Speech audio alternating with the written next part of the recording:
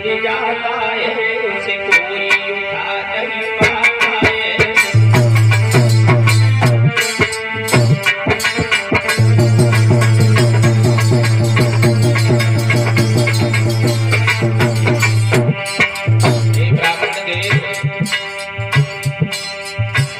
चलते चलते अगर कोई प्राणी गिर जाए तो उसे उठाने वाले हजार हो जाते हैं, लेकिन जो इंसान की नजरों से इंसान गिर जाता है उसे दुनिया में कोई उठाने वाला नहीं है।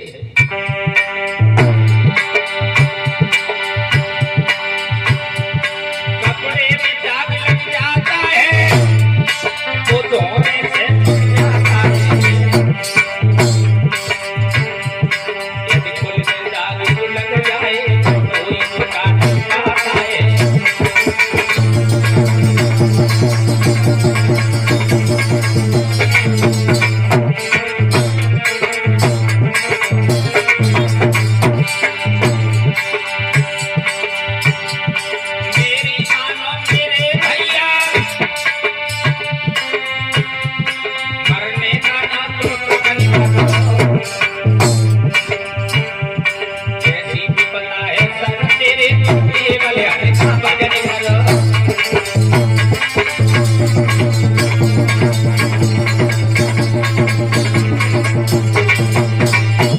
प्यारे श्रोताओं, ब्राह्मण देवता से कहा है कि मरो नहीं।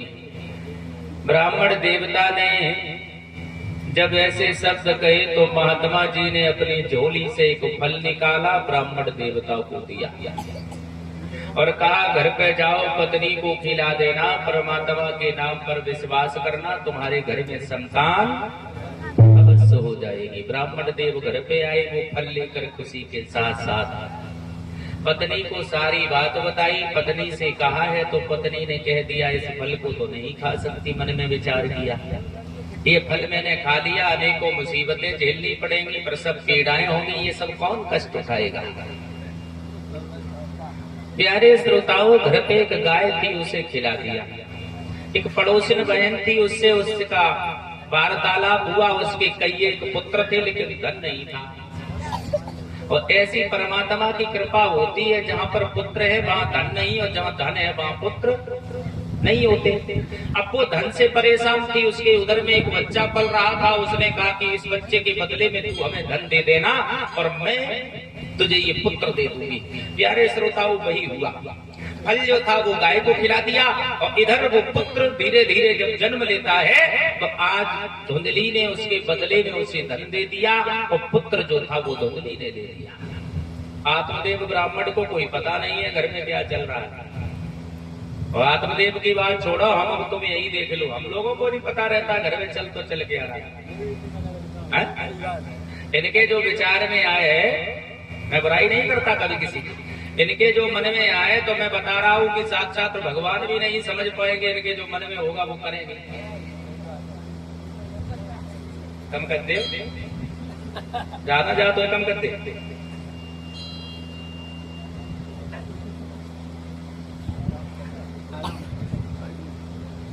प्यारे श्रोता बंधुओं, आज धीरे धीरे धीरे धीरे दोनों पुत्र बड़े हुए, दोनों के नामकरण संस्कार हुए। तो जो बच्चा धुंधली ने उस पड़ोसिन बहन से लिया था उसका नाम रख दिया गया धुंधकारी, और जो बच्चा गाय के उधर से प्रकट हुआ उसका नाम रखा गया गोकर्ण। देखो, यथो नाम तथो गुणा, जैसे बच्चे के गुण होते थे पहले वैसे ही नाम रखे जाते थे। दोनों के नामकरण हुए, दोनों धीरे धीरे सयाने हुए, तो दोनों के रास्ते भी अलग अलग हो गए। धुंधली ने जिस बच्चे को लिया था धन से, उस बच्चे के विचार अलग, और जो बच्चा गाय से प्रकट हुआ था उसके विचार अलग। गाय से जो बच्चा प्रकट हुआ, पूरा शरीर जो है वो मनुष्य का है, केवल कान जो है वो केवल गाय जैसे है। अब गोकर्ण जी जो है वो तो भगवान सूर्यदेव के पुजारी हो गए। भगवान का भजन करना, सूर्यदेव की याचना करना, प्रार्थना करना, वंदना करना उनका धर्म। सुबह से शाम तक सूर्यदेव की पूजा करते हैं। और गोकर्ण सुबह से शाम तक एक ही काम, जुआ खेलना, शराब पीना, और परीक्षित जी एक बात बताएं, सतयुग त्रेता द्वापर 4 ही युग है ना। 4 युग में पहले भी राक्षस थे और आज कलयुग में भी राक्षस है, लेकिन इतना अंतर हो गया कि पहले के राक्षसों के नाम में और अब के राक्षसों, जिस प्रकार से युगों की संख्या कम हुई उसी प्रकार से राक्षसों के नाम में अक्षर भी कम हो गए। राक्षसों के नाम में भी अंतर हो गया, एक एक अक्षर कम होता चला गया युगों के हिसाब से। अब बताओ, सतयुग में राक्षस थे कौन? हिरण्यकश्यपु और हिरण्याक्ष थे। हिरण्यकश्यपु और हिरण्याक्ष थे सतयुग में। हिरण्यकश्यप में कितने अक्षर हैं? 4 ही तो नहीं। सतयुग के बाद फिर युग आया कौन सा? त्रेता। त्रेता में राक्षस कौन हुआ? रावण। ब्राह्मण भले ही था, विद्वान था, राक्षस ही। कितने अक्षर एक कम हो गया, कितने हो गए? 3। उसके बाद त्रेता बीत चुका, फिर आया द्वापर। द्वापर में राक्षस कौन हुआ? कंस हुआ या नहीं? एक अक्षर कम हो गया, कितने बचे? 2। और कलयुग में राक्षस कौन है? मैं। ऐसा कोई आदमी ना आया जाके अंदर मैं की भावना ना भरी हो। तो कलयुग में राक्षस है मैं की भावना हर आदमी के अंदर है। जो कुछ हूं सब मैं। जो भागवत बनने करवाई मैं, जगहों को प्रधान को मैं, ये खेत किसने खरीदा मैं। तो जब मैं की बड़ी भावई है, मैं की भावना देखो जिसके अंदर जागृत है वो समझ ले उसका पतन भी निश्चित है। मैं नहीं, आदमी के अंदर मैं की भावना नहीं होनी चाहिए। रावण ने कही जग में ना मोह समान बलवान, कुंभकर्ण भैया जाके बल को ना परवान, मेघनाथ बेटा जाको इंद्र के लायो पकड़ कान। परीक्षित जी बड़े घमंडी ढीले हुई है, मेरे अरे बांस पीले हुई है, मैं का उठी ना रह पाई। तो राक्षस पहले भी थे और आज भी है। प्यारे श्रोताओं, धुंधकारी जो है वो अत्याचारी हो चुका, दुराचारी, शराब पीना, जुआ खेलना, वैश्यावृत्ति में रहना, सने सने कितना वक्त व्यतीत हुआ कि घर के अंदर जो भी धन संपत्ति थी वो सब नष्ट कर डाली। और देखो एक बात बताए, जुआ एक ऐसा खेल है जाके लग जाए फिर कौन कहे वह छुट जाए। छुटती है? नहीं छुटती। जुआ जैसा खेल नहीं यदि हार ना हो तो। जुआ अगर खेल और एक बाजी जीत जाओ तो फिर कौन कह सकता है जो वो आदत छूट जाए। और अगर हार गए तो फिर मन में एक ही विचार आता है, अब की नहीं तो अब की बार जीत जाएंगे, अब की नहीं तो अब की बार जीत जाएंगे। यानी कि जब तक खेलते रहते हैं जब तक जेब में फूटी कौड़ी नहीं बचती। जूहे जैसा खेल नहीं यदि हार ना हो तो, और चोरी जैसा धंधा नहीं यदि मार ना हो तो। बड़ी बढ़िया व्यवस्था है चोरी की। चोरी करने के लिए पूरे दिन काहे के लिए लपट में मेहनत करो, क्यों काम करो। हमारे संत महात्माओं के लिए एक व्यवस्था बनाओ, एक तखत यहाँ पे 2 मंगवा के डालो, 1-2 तखत उनके लिए डाल दो, उन पे बिछाई लगा दो, आराम से संत भगवानों को बैठा लगा करो। कि कुर्सी पे काम ना है, महात्मा कुर्सी पे ना बैठे। प्यारे श्रोता बंधुओं,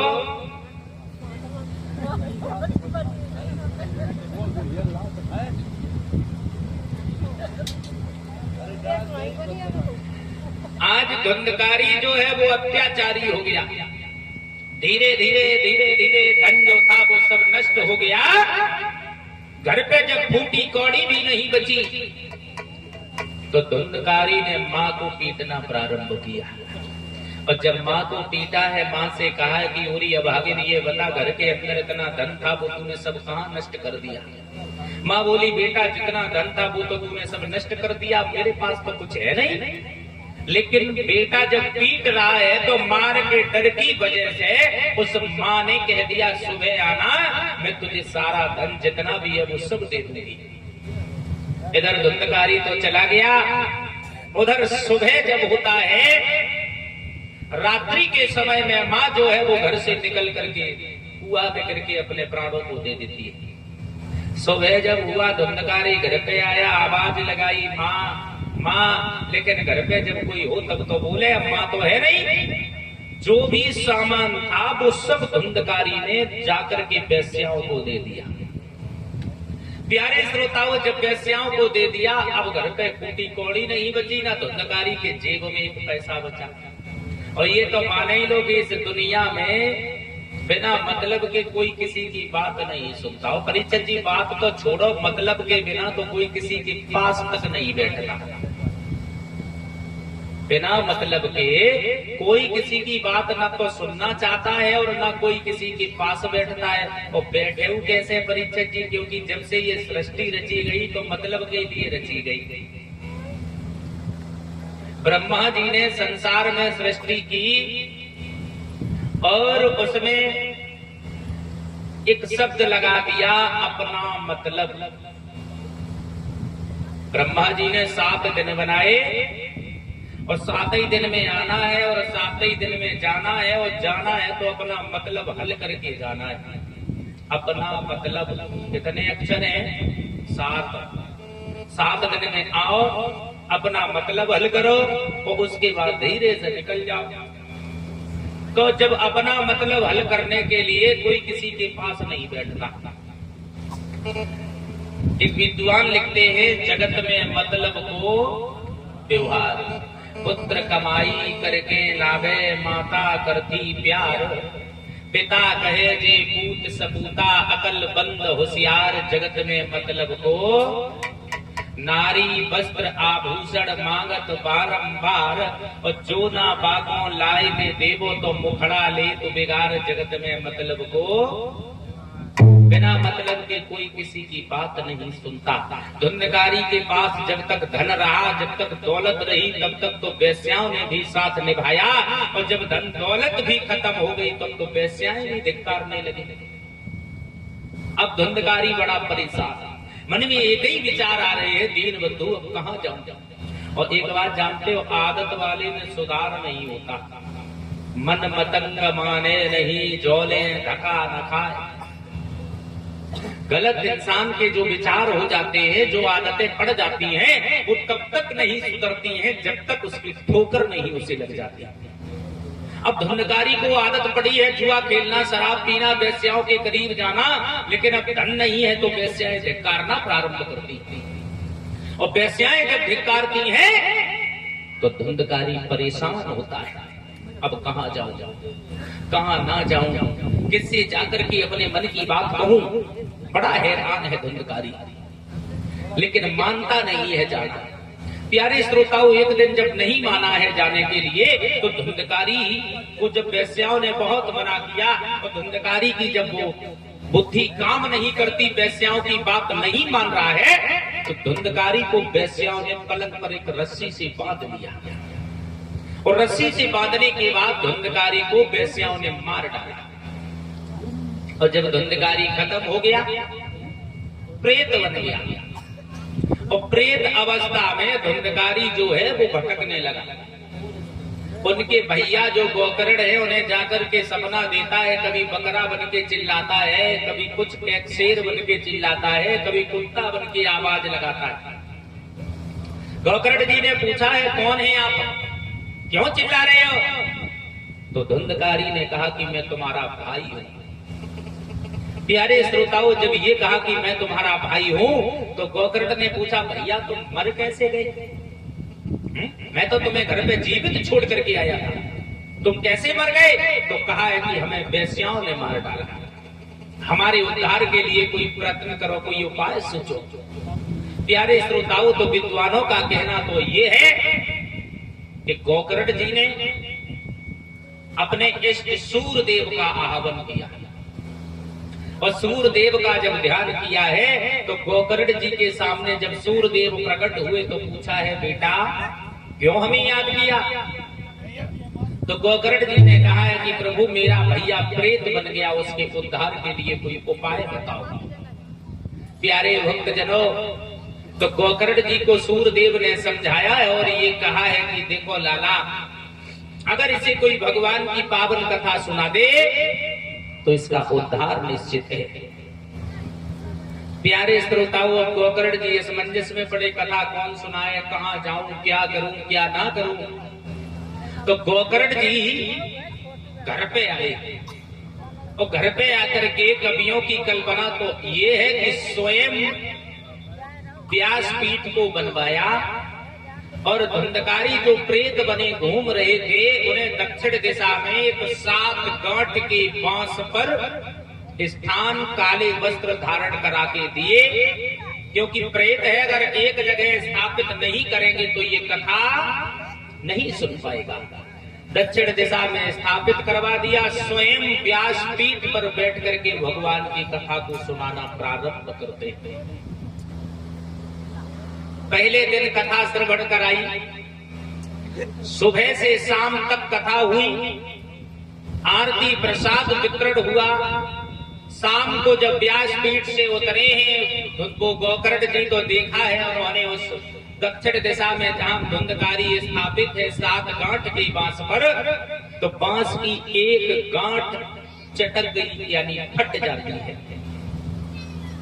रात्रि भर लेट करके विश्राम किया। सुबेरा जब होता है तो पुनः फिर व्यासपीठ पर बैठ करके भगवान की कथा को सुनाना प्रारंभ करते हैं। शाम को जब व्यासपीठ से आरती प्रसाद वितरण कराने के बाद जब उतरते हैं तो देखा है बांस की 2 गांठें चटक गई, यानी 7 दिन तक जब कथा श्रवण की तो विद्वानों का कहना तो ये है कि 7 गांठें चटक गई, यानी फट जाती हैं। बैकुंठ से विमान आए, उस पर बैठ करके धुंधकारी बैकुंठ धाम के लिए प्रस्थान करता है। तो अब एक बात समझ में नहीं आती है, जब भगवान की कथा से भूत जैसे तरी है परीक्षित जी है? जब भगवान की कथा से भूत जैसे तरी है तो हम और तुम तो इंसान है, हम लोगों को भी तरन तारण होना चाहिए, हमारा भी उद्धार होना चाहिए। भाई भागवत कथा सुनने से उद्धार होता है, लेकिन परंतु किंतु अगर मगर जिस शब्द में लग जाए, जिस बात में लग जाए, समझो उसमें मामला गड़बड़ है। लेकिन अब अंतर हो गया। क्या अंतर हो गया? मेरी तो आदत है, हम तो कह देते हैं। अब अंतर ये हो गया है कि न तो अब सुखदेव जैसे वक्ता रहे और न परीक्षित जैसे श्रोता रहे। सूत जी ने सौनकादिक ऋषियों को कथा श्रवण कराई, गोकर्ण जी ने धुंधकारी को कथा श्रवण कराई, सुखदेव जी ने 88,000 ऋषियों के बीच बैठकर के परीक्षित जी को कथा श्रवण कराई। सबका उद्धार हुआ, लेकिन इस कलयुग में उद्धार नहीं होता। क्यों नहीं होता? क्योंकि अब न तो परीक्षित जैसे श्रोता, न सुखदेव जैसे वक्ता। अब हमने तो यहाँ तक देखा है, अब जब कोई कथा कराने का विचार करे तो लोग पहले पूछते ये बताओ शास्त्री कौन लाओगे। अब उन्हें ये कोई मतलब नहीं है कि वो कैसे कथा सुनाएंगे, क्या होगा क्या नहीं होगा, कोई लेना देना नहीं है। पहले शास्त्री का डिसीजन होगा, उसके बाद में फिर विचार करेंगे ये बताओ भंडारा कितने कुंटल का कर रहे हो। तमाम बातें होगी। अभी ये नहीं है उन्हें कि ज्ञान दृष्टि से देखा जाए कि ज्ञान चर्चा में न तो देखो किसी का मोल होता है। प्यारे श्रोताओं, सारी धीरे धीरे परंपराएं जो पहले की थी वो नष्ट होती जा रही है। धुंधकारी के लिए विमान आया, उस पर बैठ करके धुंधकारी जो है वो बैकुंठ धाम के लिए प्रस्थान करता है। बोलिए गोविंद भगवान की। एक लाइन का कीर्तन बोल लेते हैं और उसके बाद आगे की कथा बोल लेंगे सब लोग धीरे धीरे।